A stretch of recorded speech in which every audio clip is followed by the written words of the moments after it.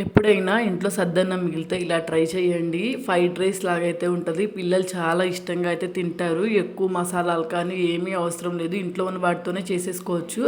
First సద్దన్నాన్ని పొడి పొడిగా మెదుపుకొని పక్కన పెట్టేసుకోండి. నెక్స్ట్ ఒక టమాటో, ఆనియన్, నెక్స్ట్ అలాగే 2 పచ్చిమిర్చిని సన్నగా కట్ చేసుకొని పక్కన పెట్టేసుకోండి. నెక్స్ట్ ఒక బాండి తీసుకొని అందులో ఆయిల్ వేసుకొని మనం కట్ చేసుకున్న వెజిటేబుల్స్ అన్నీ వేసుకొని ఫ్రై చేసుకొని అవి కొంచెం ఫ్రై అయిపోయిన తర్వాత 2 కోడిగుడ్లు వేసుకొని అవి కూడా ఫ్రై అయిపోయిన తర్వాత టేస్ట్కి సరిపడినంత కొంచెం సాల్ట్ వేసుకోండి. నెక్స్ట్ గరం మసాలా ఉంటుంది కదా, హోమ్ మేడ్ గరం మసాలా, అదైతే వేసుకొని ఒక్కసారి ఫ్రై చేసుకోండి. బాగా ఫ్రై అయిపోయిన తర్వాత మనం ముందుగా అన్నాన్ని అయితే చిదిముంచుకున్నాం కదా, ఆ అన్నం అయితే కలిపేసుకొని మొత్తం బాగా కలిసిపోయేటట్టు అయితే మిక్స్ చేసుకోండి. మీరు కావాలనుకుంటే ఈ ప్లేస్లో అల్లం వెల్లుల్లి పేస్ట్ కూడా వేసుకోవచ్చు. పిల్లలు తింటారు కదా, అందుకని ఎండకి మసాలా వద్దని చెప్పి అల్లం వెల్లుల్లి పేస్ట్ అయితే వేయలేదు.